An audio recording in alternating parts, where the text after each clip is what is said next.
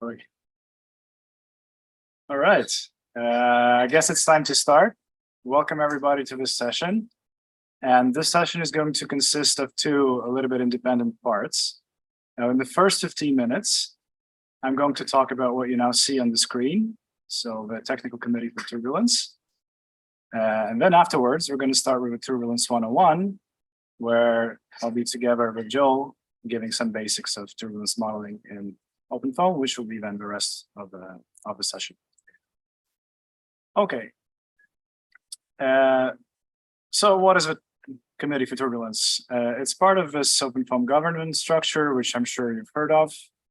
It's been mentioned in the keynote, among other things.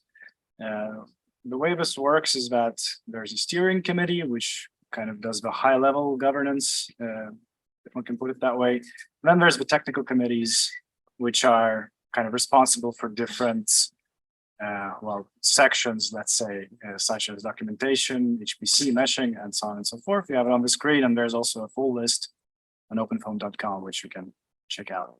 And the idea is that the technical committees interact with the steering committee, and then both of them interact with the community of OpenFOAM as a whole. So this is our committee. We're 8 members, as you can see. And Charlie, here's our chair. He's going to come to the workshop tomorrow, I believe. And generally, we are a good mix, I would say, because we have both researchers from academia, like myself, for example. We also have people from the industry, Michael and Renee, for example. And we also have OpenCFD developers on board. So that's Andrew and Kotalis. So it's kind of a nice mix with the idea that we kind of have to represent a multifaceted view of the community inside the committee. So what's the objective of the committee? This is something that has been kind of established as a one-sentence thing right at the start. It's a simple yet ambitious goal, right? And the goal is to establish OpenFOAM as sort of the first choice for turbulence modeling, both in industry and in research. And there, of course, also have been attempts to fill this with concrete meaning. And what we have right now is that we think we should try to review the functionality that we have, propose developments, provide recommendations, also try to develop some verification, validation, and best practices, which the community can use. Also engage with the community directly, and also, of course, serve as a link with other committees, because turbulence appears in many phenomena. And for example, we have a committee on marine applications. Of course, there's a lot of turbulence there as well.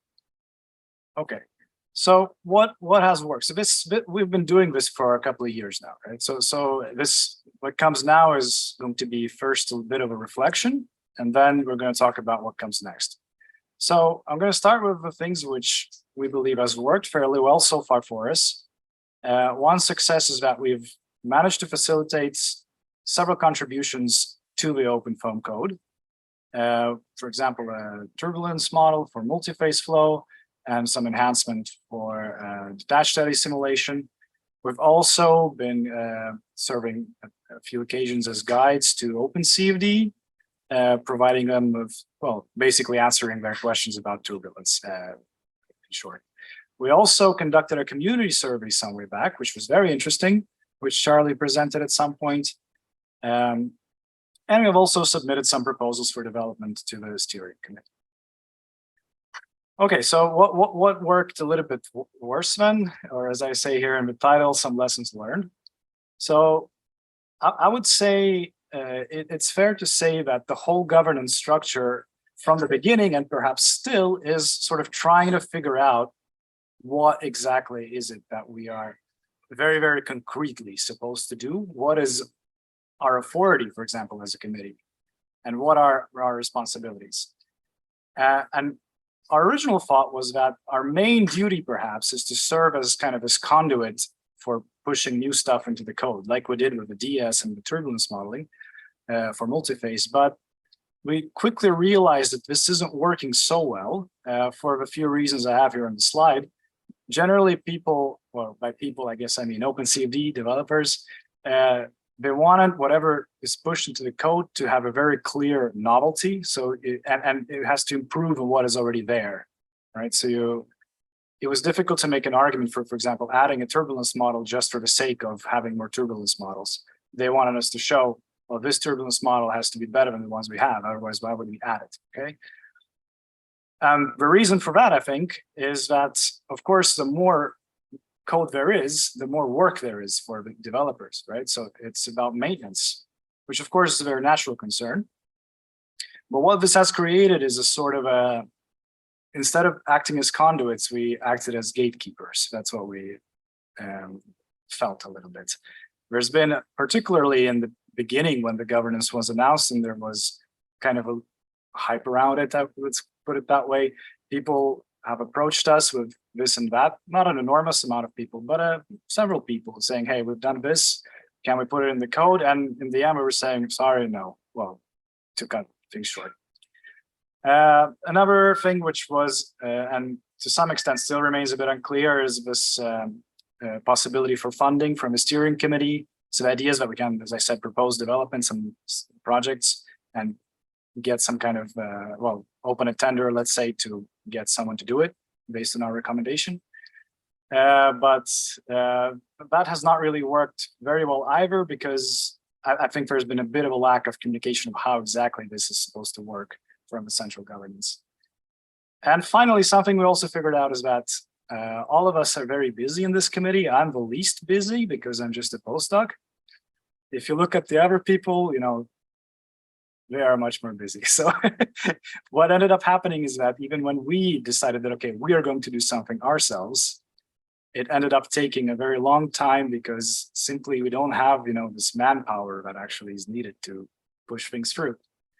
But again, to return from what I started in this slide, so these things might change, right? So for example, now there seems to be a new move from the SC regarding this funding, and that it will be more clear and that we can submit proposals. So I'm hoping that that will be the case.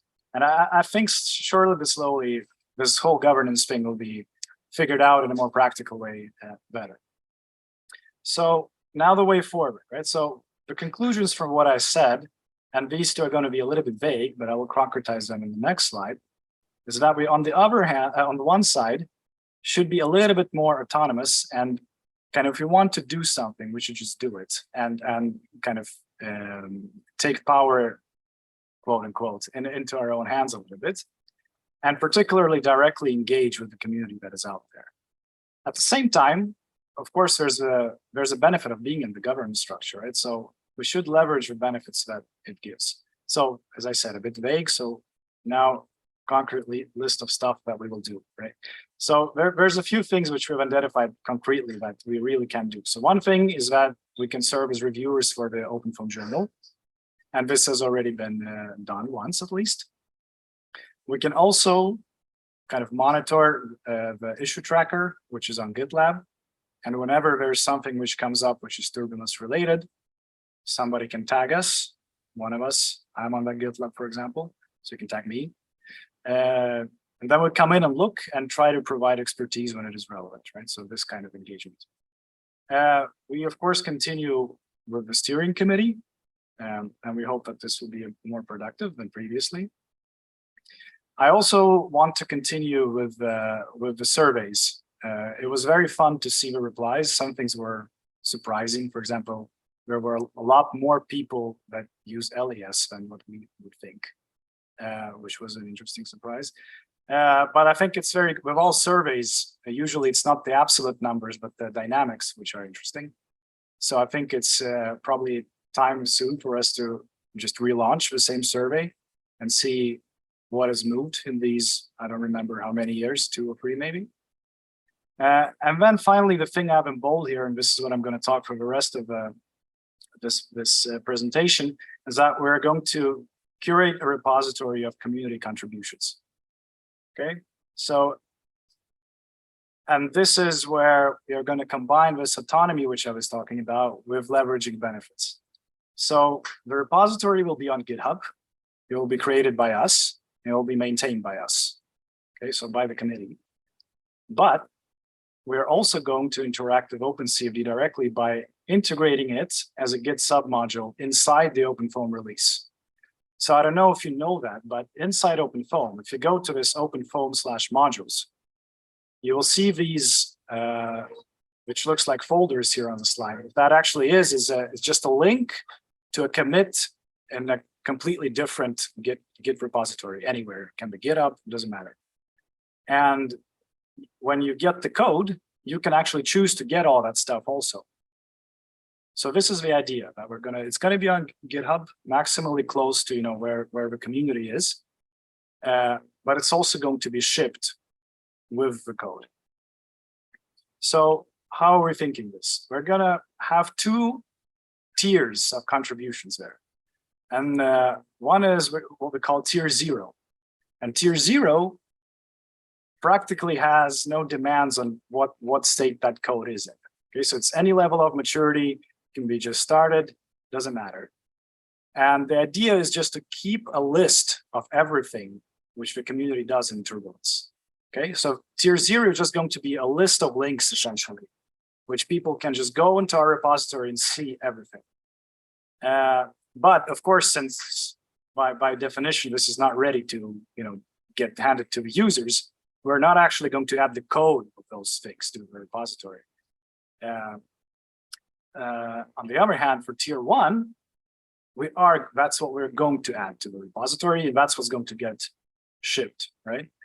And here, of course, we have to put some quite serious requirements. And the most important requirement is that whatever we ship has to compile with the code, right? So we cannot ship something which doesn't compile.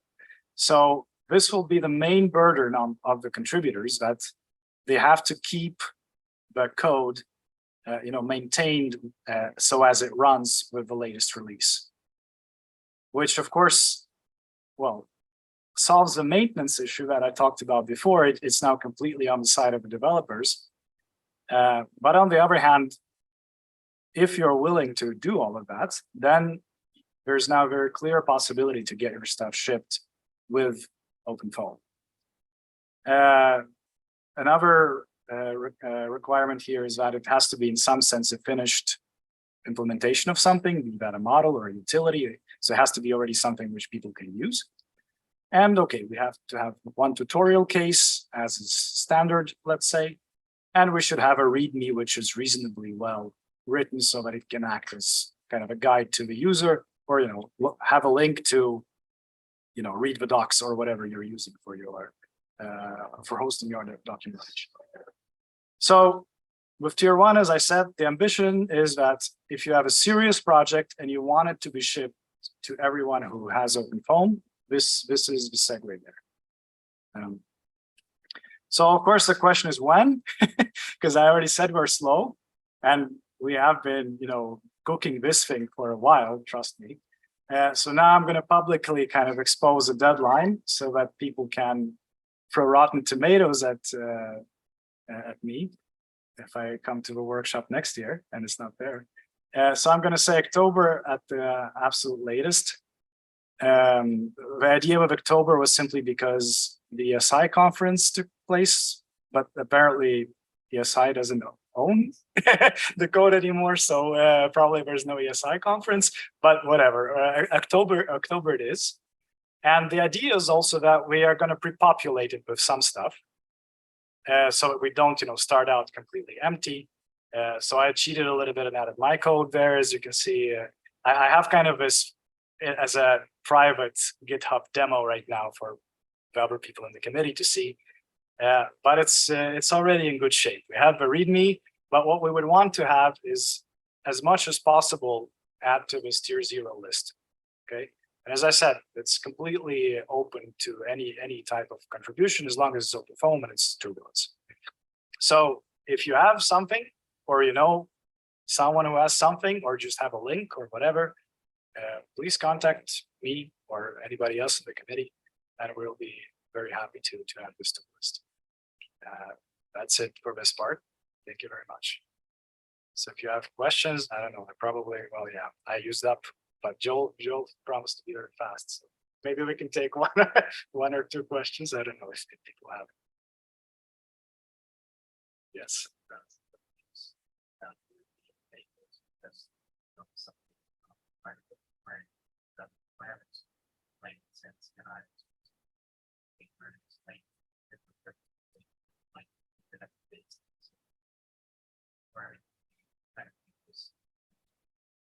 I think the idea here is to have code. At least that's my initial answer. I also have to be a bit careful with answering definitely, because I am not the whole committee. I'm just one person. So in principle, these things are decided collectively. But my initial reaction would be that this should be a code.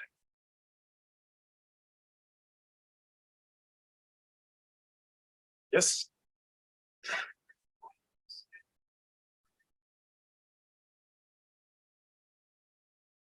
No.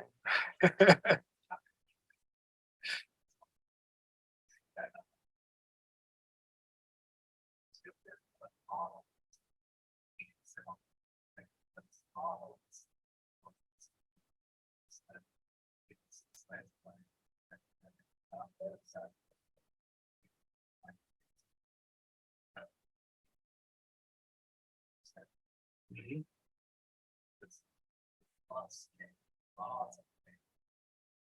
Mhm.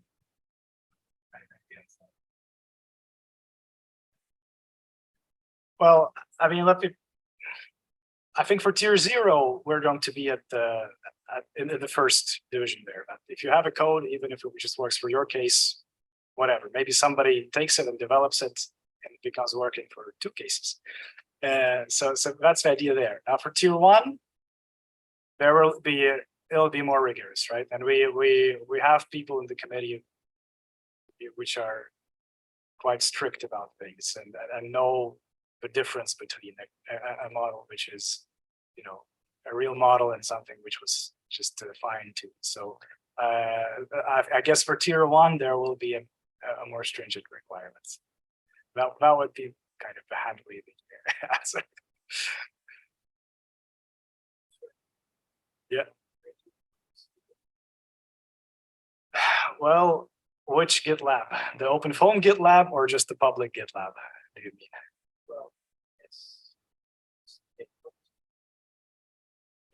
Yeah, sure. To me, that's not really a very serious problem, I would say. I would say for us, the 2 options we were considering is whether we should ask OpenCFD to open, a small repository on their GitLab for us, or if we should use one of the public ones. And GitHub is just the biggest one. So in the end, we decided, in the spirit of being a little bit more autonomous, to go for their GitHub. I guess that's the. Okay, I think we should move on, but I'm here afterwards, of course. So then we go. Let's see, which one is it? There we go.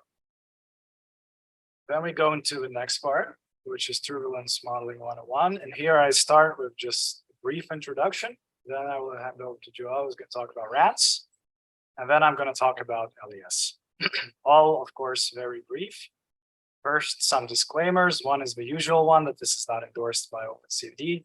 Second one is less usual, but I also should mention that my part is not endorsed by the committee. So the training is from me, and it has not been, committee approved or whatever. So what's the goals of our session here? Well, understand some basic concepts of turbulent modeling, rants and LES, as I said, about 20 minutes each, in just the central themes, so that you can kind of get kickstarted and know a bit about what we have in the code as well. Okay, so it's not going to be very fancy. And to start out, just some main properties of what turbulent flow is. And of course, it stems from the equations which we're solving, which is Navier-Stokes. So we can already say that it's transient and it's not linear. Okay. What is extremely important also is that it contains motions which are on a continuous range of scales, which is usually referred to as the turbulence spectrum. Right? So it's not just a whirl of this size and of this size. No, it's continuous and it interacts with itself. And that is, of course, one of the most difficult things.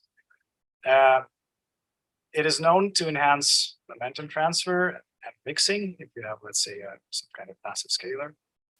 And it's populated by coherent vortical structures, which are referred to as eddies.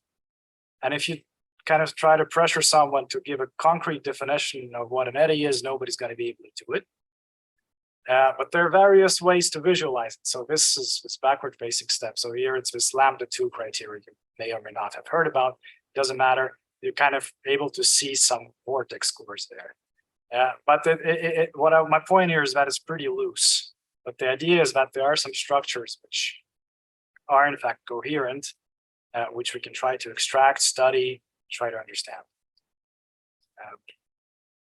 Now, a very important central concept, well, in general in CFD, but particularly in turbulence, is characteristic scales.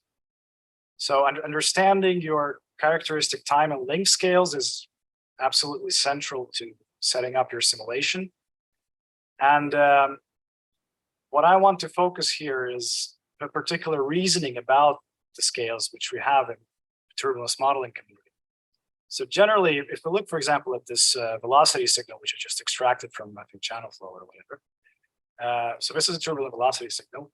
And you see that it has a bunch of scales, right? It has kind of highly oscillating components. There's maybe in the background, one can see some kind of a slower sinusoid there looming. And the way we reason about this turbulence modeling is that we decide which scales we resolve and which we model. And when we say resolve, we mean that, for example, this is a time signal. So if I'm going to resolve this time signal, I'm going to have a time step which is small enough so I can capture all of these oscillations. Okay, and then I say I'm not doing any modeling. I'm actually resolving the signal. If I'm going to model it, then I'm going to introduce, a new equation or something which somehow will, well, give me the effect of these scales on, well, whatever I'm looking at. Okay, and sadly, not all scales of the problem are known a priori. A typical example is Y+, which probably everyone has heard about Y+, but Joe is also going to talk about it. You don't know Y+ a priori. You have to run the simulation, then you see what your Y+ is. So if we now talk concretely about the turbulence modeling, we have this hierarchy of methods, okay? And in the spirit of what I just said, at the top we have DNS, where we just solve the Navier-Stokes equation, and we say that there's no turbulence modeling there. That's where the confusion may be a little bit. You're simulating turbulent flow, but you're not modeling it in this set of definitions. You're resolving everything, okay? On the other hand, if we look now at the last row where we have RANS, then you don't resolve anything, so you model everything. And then you have stuff in between, LES, where you resolve energetic eddies, and then some, let's say, more arcade methods, which we're not going to talk about this time. Okay, so this is, I think this is the whole intro, yeah.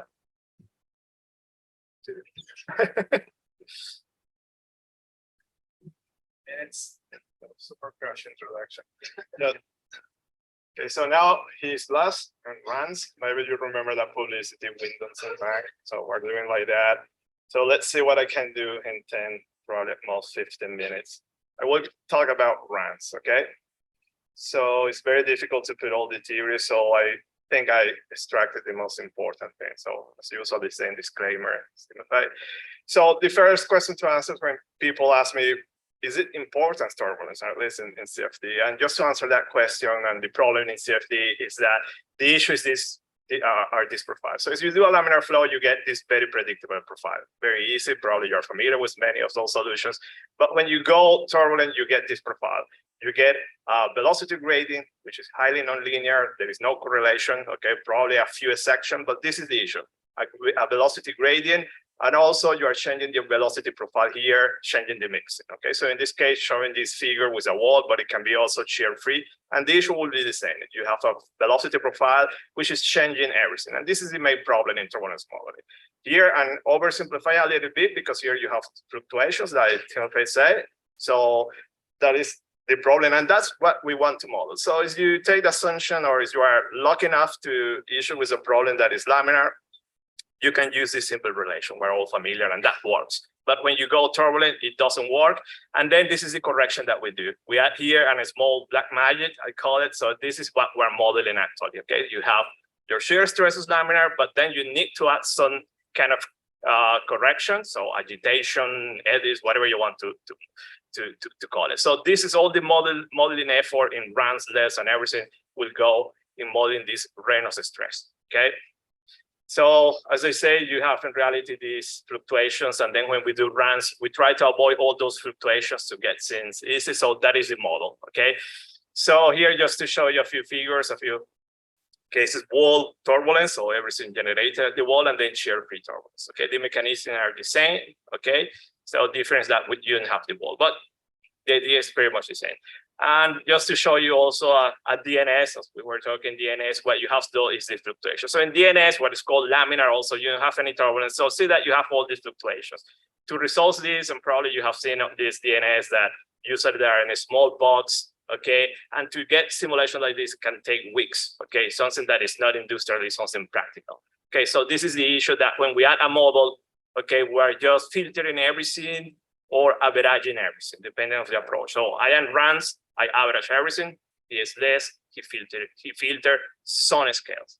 Okay, so this is our issue. And just to show you also another problem that we have shear free. So this is a typical Kelvin-Helmholtz instability. Okay, so start very linear, very laminar, but then you're going to set an instability and everything will become turbulent, very difficult to predict. Okay, so people have developed models to capture that.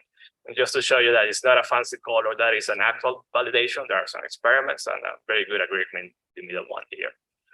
Okay, so let's talk about turbulence near the wall. Very important. So we are familiar with the boundary layer, and I'm going to talk about this. I'm going to talk here in this distance normal to the wall.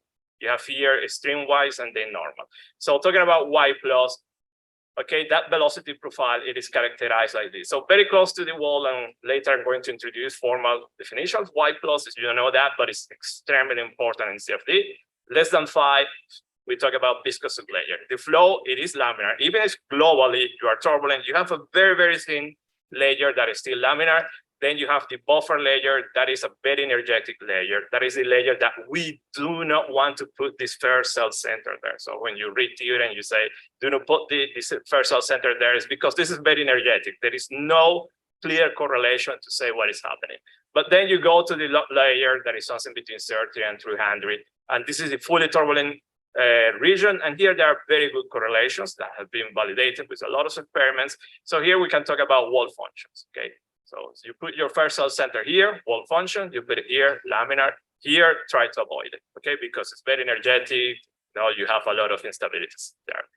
So just to mention what is this Y plus, here you have the definition. Also, if you are in the laminar viscous layer, defined like this, okay? Then if you are in the buffer layer, there is no single correlation. And then if you are in the log layer, is defined like this. Just to say that there are different formulations, different constants, okay? But pretty much this is the idea.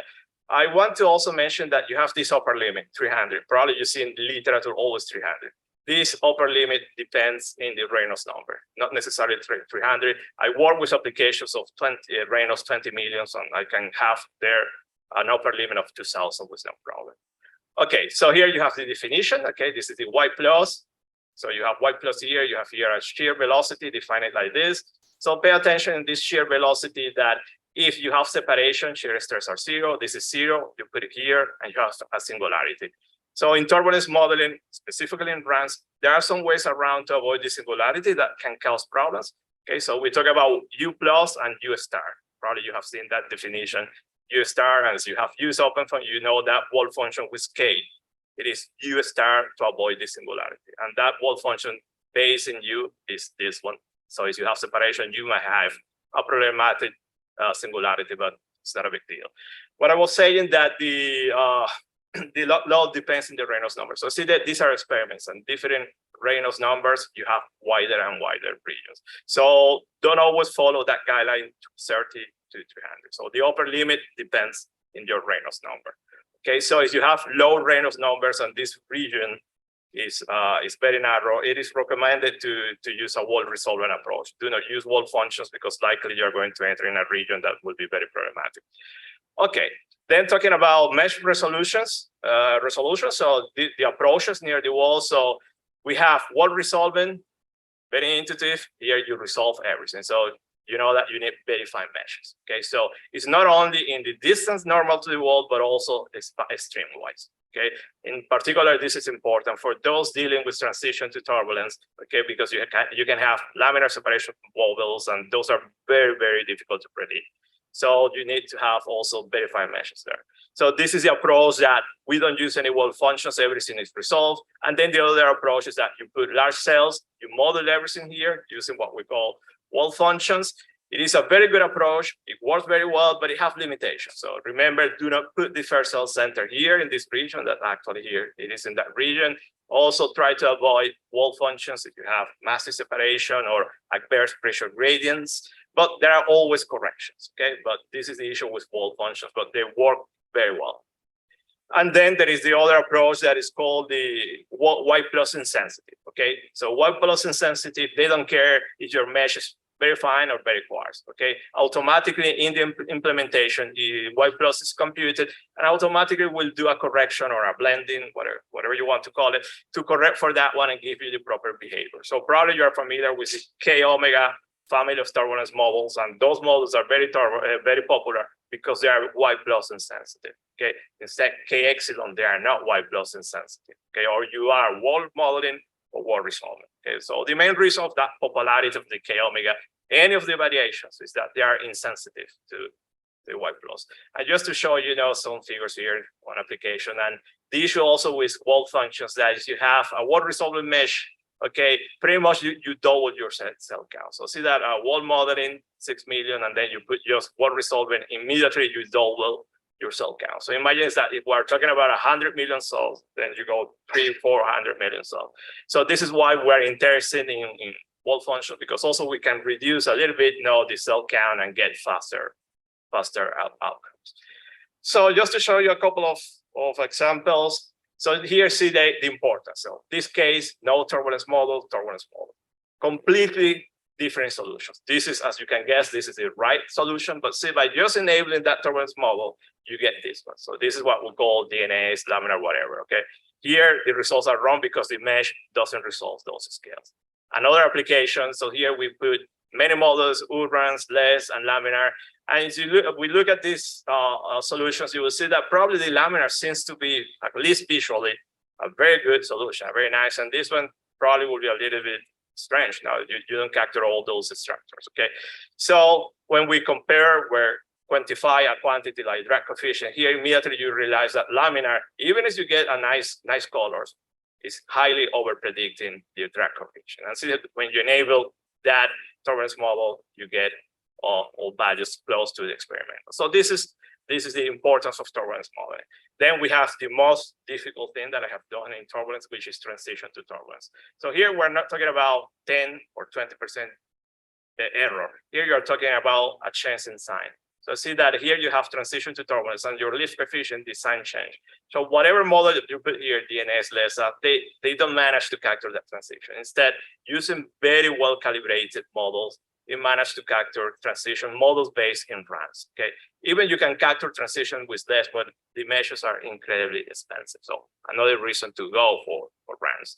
And then for those doing aeronautical application, airfoils, airfoil has been around for many years, and still we don't manage to get a good solution. So see here that different turbulence models, different outcomes. So my advice also, get familiar with your turbulence model, read a little bit the literature. So if you're using this version of the KX or the K omega, get familiar to know the limitations and range of applicability of that model. Okay, so that is there. Let me move a little bit with the equation. I'm not going too much into this. So just to show you what is happening in RANs, these are your DNS equation, no sinus-based model. And then when you look at RANs, there is a derivation behind, but you see that they're very familiar. The only thing that, we have an overbar here. This means average. I don't want to see those fluctuations. Similar will be with less, but it's a filter in space. RANs, it is an average in time. Okay, and then from some algebra, you get this extra term that we talk about Reynolds stress, and this is what we want to model. So the idea of turbulence model is to model here that you have this correlation of all velocity fluctuations. So this is way to model there. I like this approach. I love it. Probably you hate it, so I use it.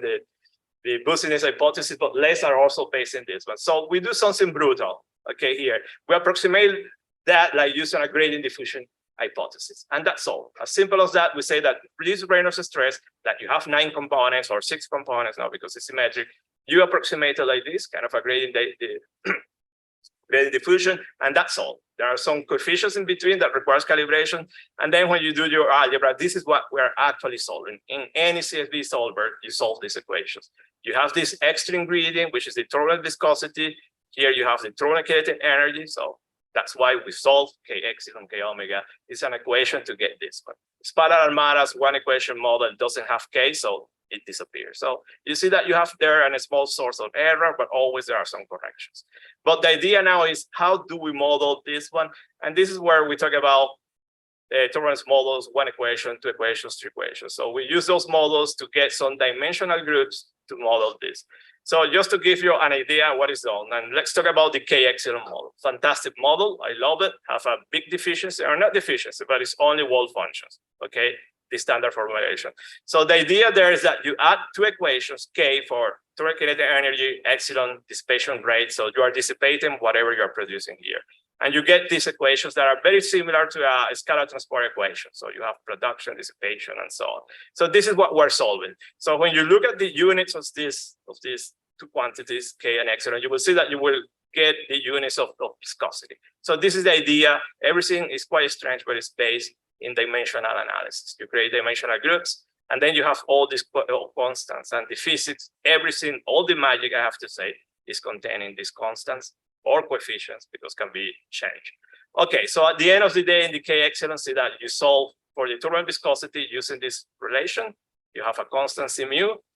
Now you put it here, and that's all. Okay, so this is the idea of turbulence models. Okay, so in a brief, so talking about these coefficients, they can be calibrated. So for instance, for the specific version of the K epsilon, the standard one. So see here, I give some guidelines, but it can be calibrated. So the most critical term there is C mu, okay?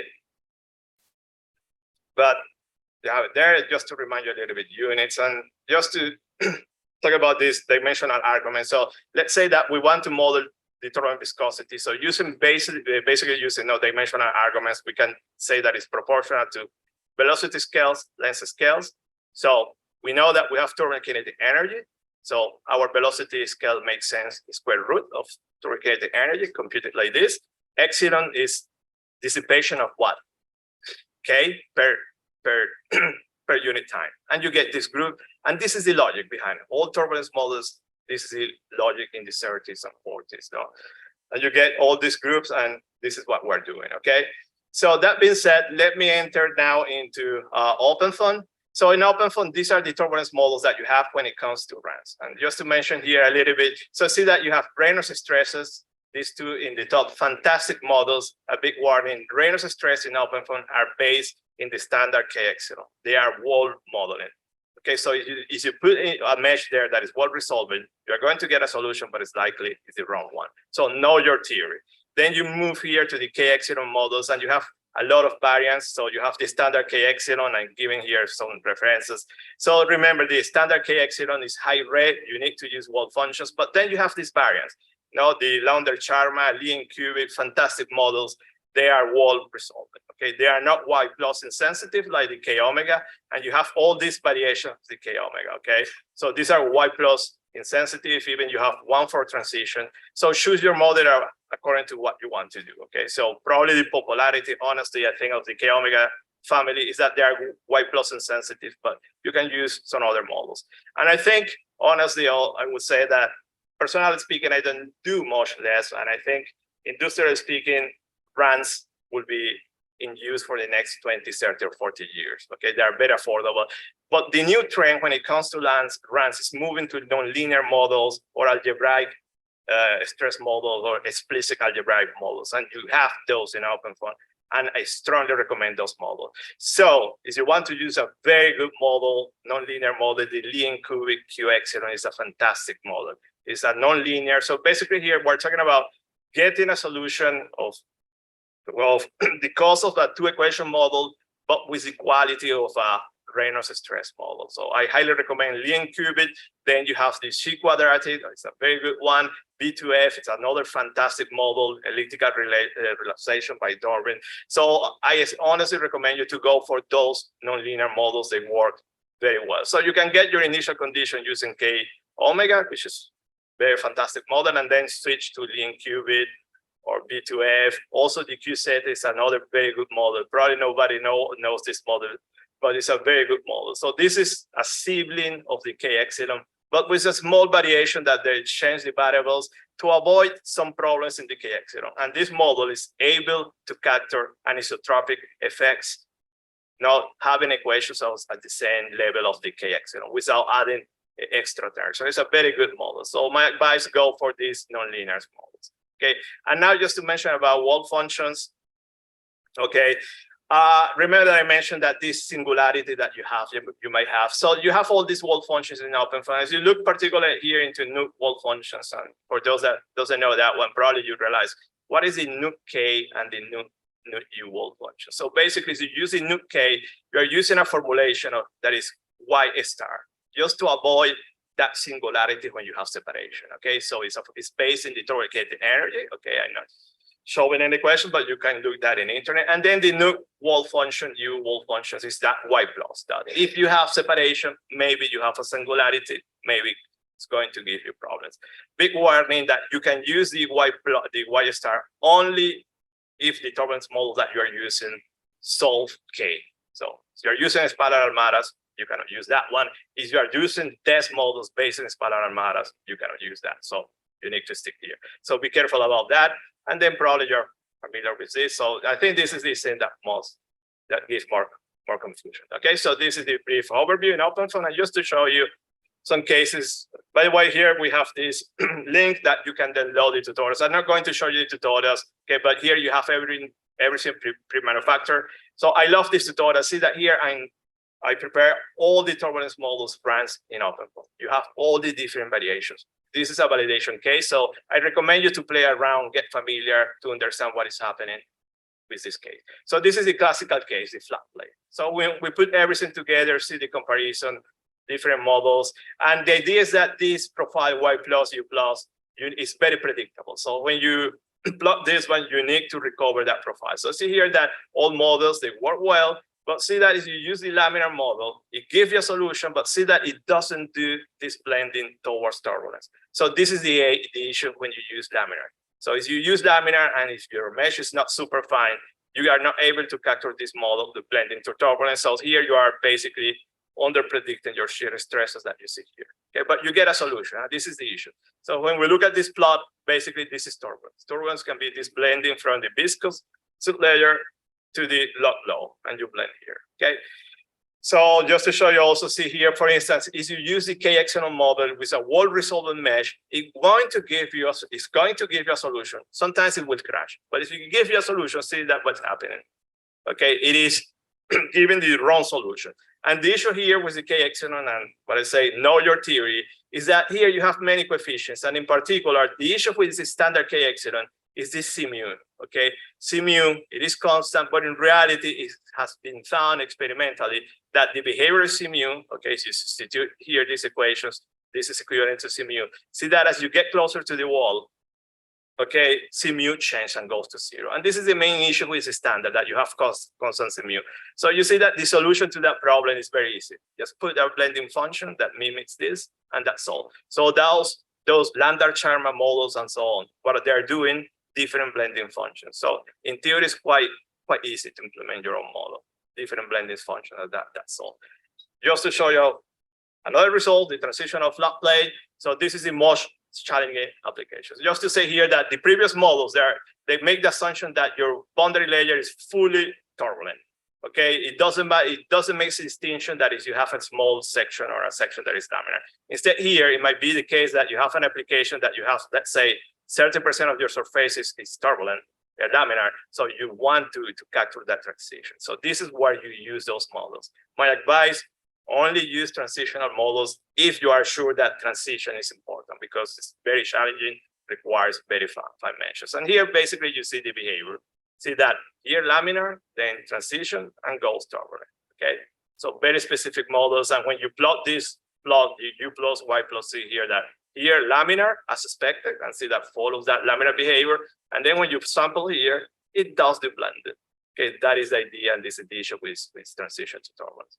Okay, and I want to show this one, that here we're comparing many turbulence models, all the runs, and see that only those models that are specifically for transition, okay, the Langley mentor, and then you have the KKLO managed to capture that. But look at also, but it's very interesting that, as I say, nonlinear models, they can also capture that transition. So see that the lean qubit also managed to capture transition. Not being a model specifically formulated for transition, managed to capture that behavior. Okay, so another advantage why it's important, or try to switch to those models, very interesting models. And I think in the next year that will be the new trend: explicit algebraic models, nonlinear models. And the final, well, just to show you that these transition models, they are correlation based. Okay, so there are some correlations, and everything is programmed in the model. So probably this correlation is the most well-known Abu-Ghana show, but mostly these correlations are secret. Now the people, General Electric, Pratt & Whitney, doing engines, they have these correlations they are very secretive. So basically all that transition behavior, it is encoded here. So see that you have pressure gradients, intensity, and so on. And they look like something like this. So I'm not going into details, and then the final application, just to show you also what happens, different models. And see here that we have here separation. So see here that different models, you have different behavior. So see that K epsilon doesn't predict separation. Instead, the K omega predicts separation, but also spiral matters, even if it is a one equation model managed to predict something. And then we have here the K epsilon realizable, which is a variation of the K epsilon, still well modeling, but it has some corrections. It does a better job, but also gives results. So this is my last slide.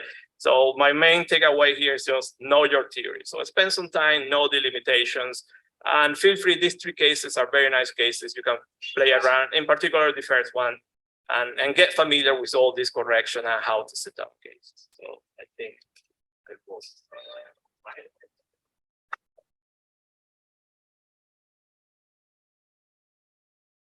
Okay, so we have until 5:30. Okay, perfect.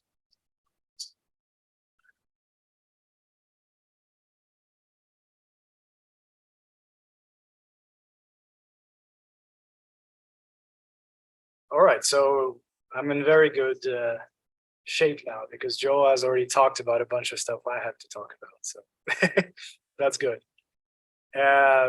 So my presentation is kind of two-part. I'm first going to talk about some basic theory, and then we're going to kind of do a case setup. And the case setup is going to be for channel flow, which has been mentioned. And to start off, what I have here is just a slice through channel flow of just an instantaneous streamwise velocity field. So the flow is going to the right. And the basic idea of LES is that we will somehow filter this solution, which I'll define concretely very soon. But conceptually, you can see that the channel picture in the bottom is sort of smudged, right? I think what I did is just applied some sort of Gaussian filter to the data. But that is the idea. So we're losing some of the smaller scales here, right? When we do the smudging. But of course, that means that we don't have to resolve it with our grid anymore. But at the same time, there's always the price that now we're going to have to put a model for them so that we get the effects of those filtered out scales onto the flow. That's the basic idea. Now, this is my most equation heavy slide, so don't fret. On the top is the formal definition of filtering. And it is simply, it's a convolution where you have this so-called filter kernel G. The point is we're soon going to see that it's not extremely important. But formally what you do is you perform a convolution, and that allows you to split the instantaneous field into the filtered one and the rest, right? So the one with the prime is whatever is left out when you filter the solution. And when you apply the filtering to the Navier-Stokes equations, you get the LES equations. And there is sort of this tricky illusion here because they look pretty much exactly the same as the Rance equations, right? So there is a complete structural similarity, which in fact is exploited in various hybrid methods, for example, detached eddy simulation, if you've heard about it. But I want to stress that don't get fooled by this structural similarity. We're solving for two very different quantities. In the case of Rance, for the mean flow, in the case of LES, for the filtered. So completely different. Now, having introduced formally this filtering, the next thing I'm going to say is that it's almost never used explicitly. So it's almost never done that you have some kind of solution and then you send it to a filter function and it gets smudged the way I showed. What is almost always done is that instead you simply say that your grid that you construct defines your filtering. So you simply say that if this is my grid, my cell, then everything which is smaller than the cell I've filtered out, and everything which is larger than the cell, well, proportional, I can try to capture. How many cells do you need to capture structure? Well, I don't know, 5, 10, maybe. But you see, the connection is directly through the grid. And in fact, this approach is so common, as I say, that the filtered out scales are commonly referred to as subgrid, right? So that's a consequence. It would be a better name to call them subfilter scales, but it's usually called subgrid. And in OpenFOAM, which uses a collocated finite volume method, as you know, the value that we store, right, in the cell, it approximates the cell center value. The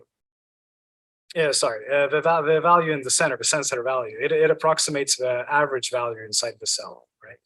And the average value is just this formula I have on the slide, right? And if we compare that to the integral, if we compare it to this one, which was a formal definition of filtering, see that this is nothing else but a particular choice of G. So we divide by the volume here, and then we have to get a bound on the integral, right? Here it's unbounded. So we add this heaviside function, which is valued 1 inside the cell. So it becomes an integral over the volume. Okay, so this is the connection for this particular numerical method. One very important theoretical consequence of selecting the grid as an implicit filter is that you, by definition, can no longer get a grid converged result. And the reason is very simple, that now your unknowns are coupled to the definition of the grid, right? Which means that when you change the grid, you are in fact solving for a different unknown. That means that you cannot get a grid converged result in that sense, right? Because you're always changing what is it you're trying to find. Instead, you will eventually converge to a DNS, because as we'll see, most of the models there, the modeling is proportional to your cell size also. So if you go all the way down to a very small cell size, the model is going to disappear, and in the limit, you'll get a DNS. But this is not what people mean when they say grid convergence, right? Very good. So SGS, this is SGS modeling, subgrid scale modeling. It's of course a huge research field which has been around, just like with the Rance. There's a gazillion of models. I'm not an expert on that, first of all, so that's perhaps the reason why I'm not going to spend much time on it. But what I can say is that the current trend, I would say, at least in engineering, depends a little bit on the community, but in engineering, the trend is that you use very simple zero equation models, so algebraic models. So in Rance, we saw it's mostly 2 equation models. Here, simpler. So examples are Bremen, Whale, Sigma, and all of them are Boussinesque type. So means that you introduce this extra viscosity, just like in Boussinesque type Rance models. So I would say concrete recommendation is to use the Sigma model, and not because I have a lot of experience with it, but because it is the successor of Whale. It's from the same research group, let's say. So they created Whale, which was very successful. Then they, let's say, did an upgrade. And the upgrade is called Sigma. It's in OpenFOAM as of not this release, but previous release, I believe. So it's there for you to use. As we see here, also it's algebraic, so it's fast. It doesn't dissipate too much, which is very important because we have a low order code. So you already have a lot of dissipation. And you're adding a viscosity component. So you're adding dissipation on top of that. And with that in mind, I will also say you can also run without a model and just hope that the numerical dissipation will give you the dissipation you need, even though it's not, theoretically correct. And my personal experience is that some of the best results I got was when I just turned off the model. But I haven't tried the Sigma though, so I might have high hopes for Sigma. and whale doesn't make things too much worse. That's what I can say. But if you're not like afraid of a reviewer bashing you for not using a model, which almost always happens, by the way, I would dare try to just run without a model. Okay, so now we have to talk about meshing, and here we have to go back to the characteristic scales, right? So when we talk about DNS, we say we resolve everything. What is everything? That means we resolve down to the so-called Kolmogorov length scale, which is the smallest scale we can have before everything just gets dissipated. Okay, so that kind of defines the smallest eddy. Now, what about LES? So we've done the filtering, and now we got rid of this demand to do the Kolmogorov length scale. But instead, what we should do is try to resolve a so-called integral length scale.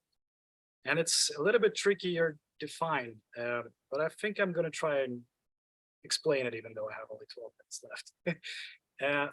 The idea is quite simple here. If I take 2 points in space, and I measure the signal in both, and I compute their correlation, okay? And let's say I find that they are correlated, right? So they're not independent. Now from that, I can make an argument that probably they belong to the same structure in the flow. Okay, so that's the basic idea. And then the next step is that, okay, so I take one point, and I'm going to go along some vector, it can be any vector in space. And this distance along the vector is going to be called R, okay?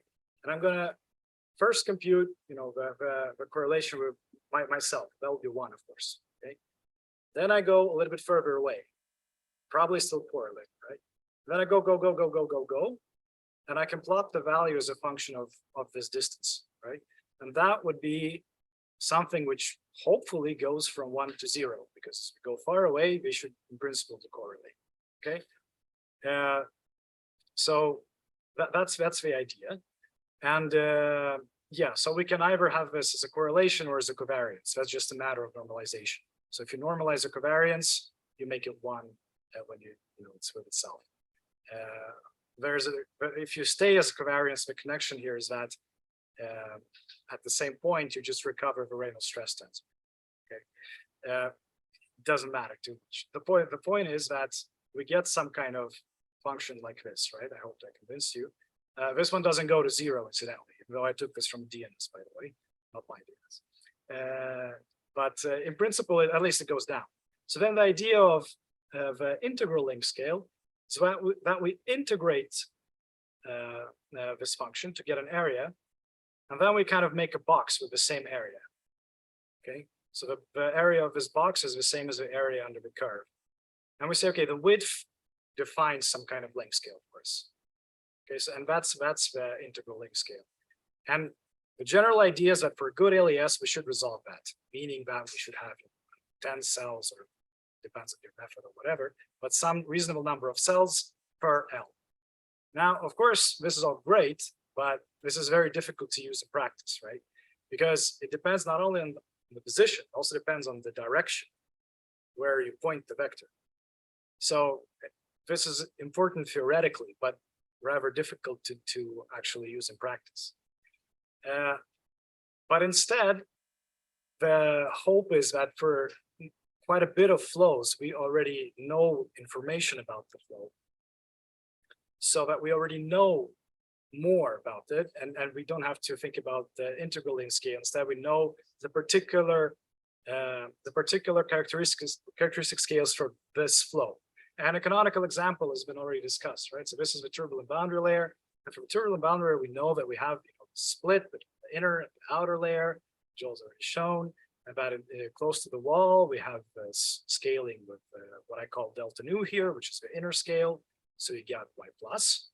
Okay, and then in the outer layer, you get instead scaling with boundary layer thickness. But in practice, for boundary layers, it's the inner scale which drives the size of the mesh, right? So we know that we have this delta nu, and we know that the scales near the wall are about on the scale of delta nu, right? Exactly how many delta nu? Well, there's also already a bunch of results for that. So we know that in X, we should have at least delta X plus. Better to have less to resolve the correct scale. Okay. So for Z, it's 2 times more cells. So we should try to aim for delta Z plus 10.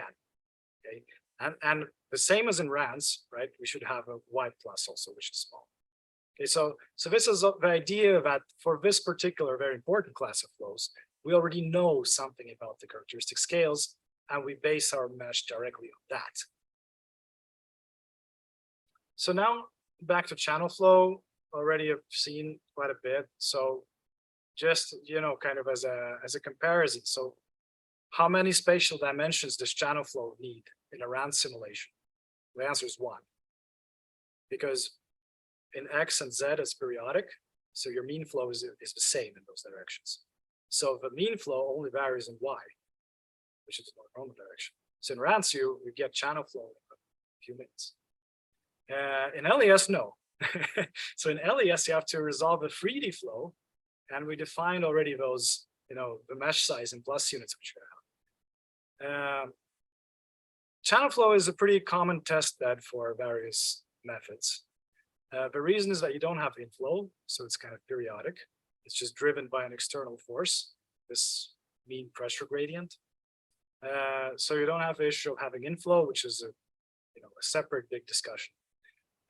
We also have some analytical results. So in this particular case, we actually do know the Y plus a priori, because if you look at the equations, they simplify because if you look at the mean flow equations, they simplify because of this homogeneity. And in the end, you can arrive at this driving pressure gradient. It's directly connected to the friction velocity or the stress of the wall, which is very nice. So you know a bunch of stuff about the flow. You can easily check, did I get things right or did I get things wrong? So now we're going to try to quickly set this up in OpenFOAM.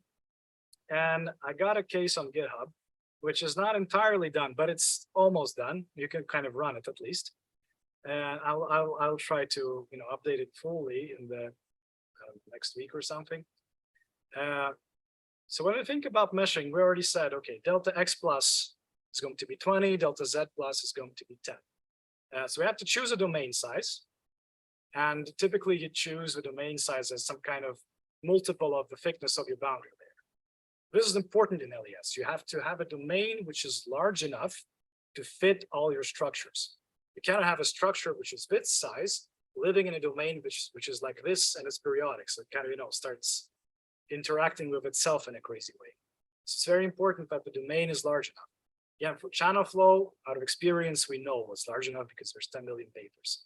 So I know that this is large enough, let's say. And then we can simply see. So delta is 1 meter, so Lx is going to be 8 meters, Lz is going to be 6 meters. So now we can compute delta X, and we said, okay, it's 20 at delta nu, and we are going to go for this Reynolds tau 1000, which is just the Reynolds number of the flow.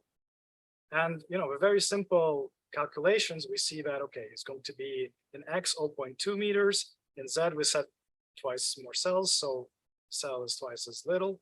0.01 meter. And then there's the question of Y, and the Y is, well, let's say treated the same as you would in a RANS, a wall resolving RANS, no wall function or anything.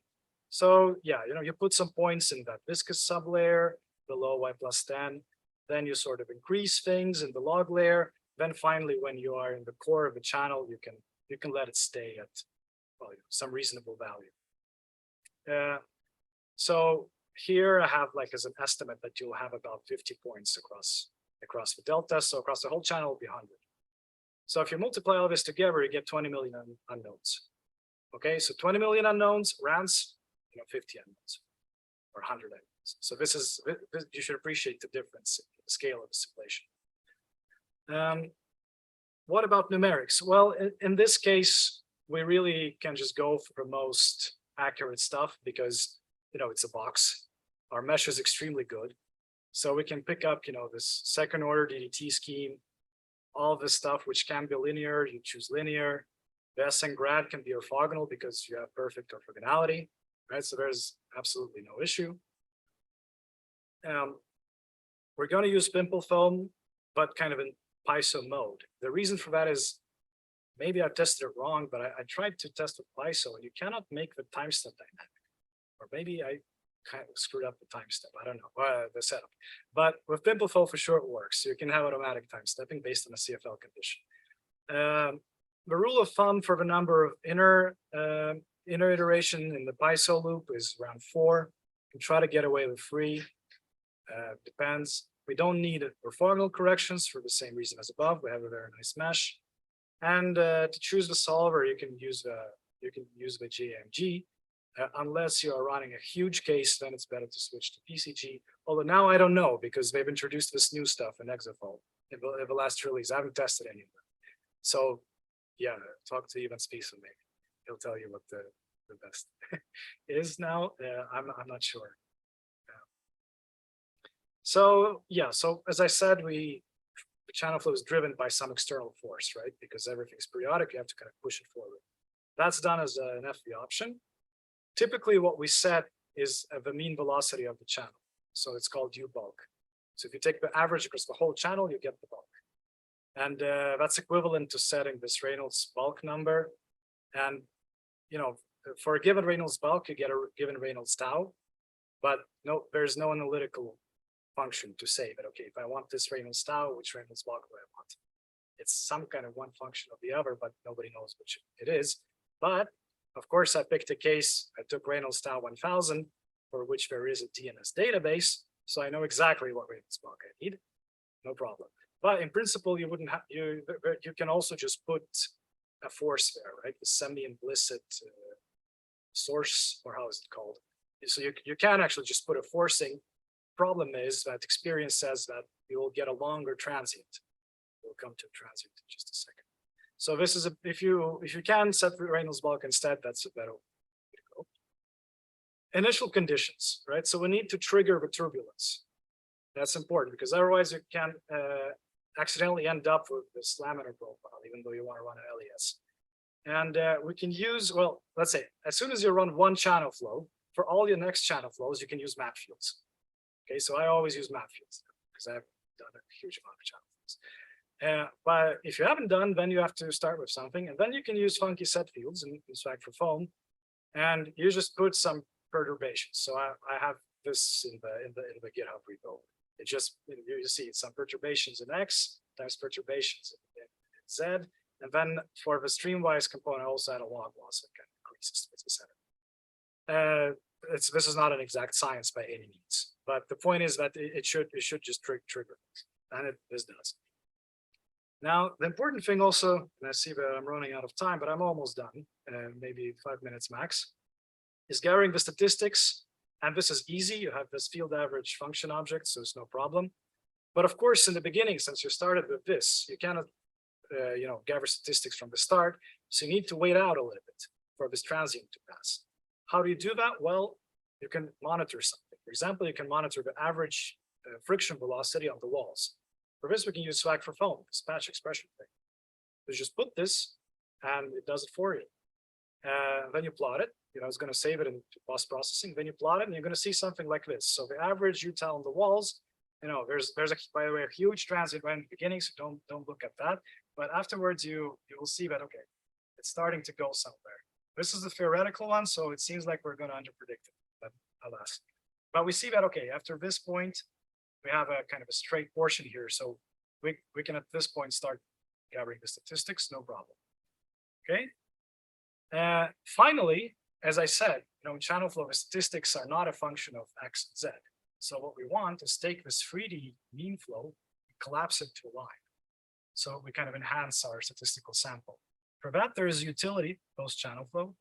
You can find it on my GitHub. It's kind of a, an improved bus channel, which is inside the code. And then you run that and it will give you a bunch of 1D profiles in the bus processing directory. Yeah, so I ran something and this is what I got. So the problem we see here about U-tau is kind of underpredicted. You can see that when we look at inner scaling, so our blue profile is on top. But if we're looking outer scaling, then it looks very well. So it's, yeah, I didn't run with Sigma because unfortunately I didn't have the latest OpenFOAM on the cluster. So I had to run with Whale. So I blame it on Whale. And I'm going to try to run with Sigma in the future and try to update the results. I'm kind of hoping to foster this GitHub repository with a channel flow with kind of a good setup to start from, which should lead to better results in this. Maybe we have to refine the mesh. Maybe 20 and 10 was too large because I got better results before, significantly. So we'll get there. But this is what I got for this presentation. Okay, thank you. Sorry for being a bit late.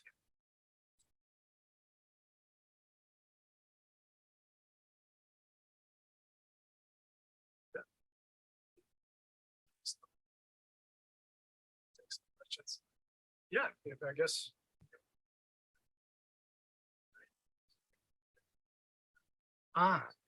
Let's see.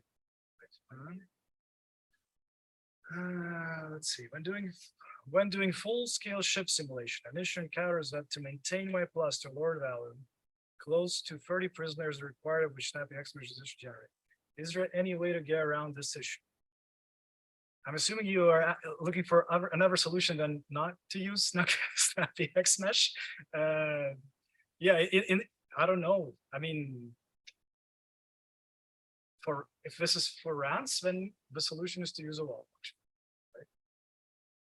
Right? If you want to do a proper LES, then no, sorry, there's no solution. You have to do this problem. And that, by the way, do not try to do a bad LES. The result will be catastrophic most of the times. It will look fancy. You'll have very colorful stuff. Everything is, eddies. Then you take the average. You see, I did a pretty good LES. Still, my statistics weren't as good as we want. So don't try it. Just do RANs instead. Which turbulence model is better to use in case of ship full-scale model? I cannot answer directly. I don't know, Joe, can you answer? No, but there's a PhD thesis by Jenny Anderson from Chalmers. Okay, and she tested a bunch of models on the JPC hull. I hope I got it right. The supervisor is Rickard Benson. So just check out in the database for Chalmers. She defended a couple of years ago. I think that's a good starting. In RANs, we only model the turbulence. So when we say wall resolving mesh Y plus less than 1, it is modeling the mean flow near the wall, correct? In LES, shouldn't Y plus value be less than 1? If you can afford it, yes. I mean, I guess better to go for 0.5 or something. Just make sure to have at least a couple of points in that viscous sublayer region. Okay. But I would say 1 is also okay. How was the time step selected for LES simulation? Good question. Yeah, that's why I complain about the CFL-based dynamic time stepping. So what you typically do is you don't know where to start, right? So what I do is when I do it, where's my transient? There it is. So when I do the transient, when I start the simulation, I just put it to a dynamic time step. So adjustable run time, no, adjustable time step, true. And then CFL, let's say 0.5, okay? And I'll let it run.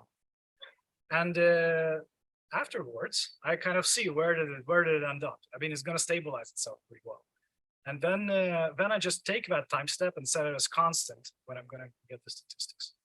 So that's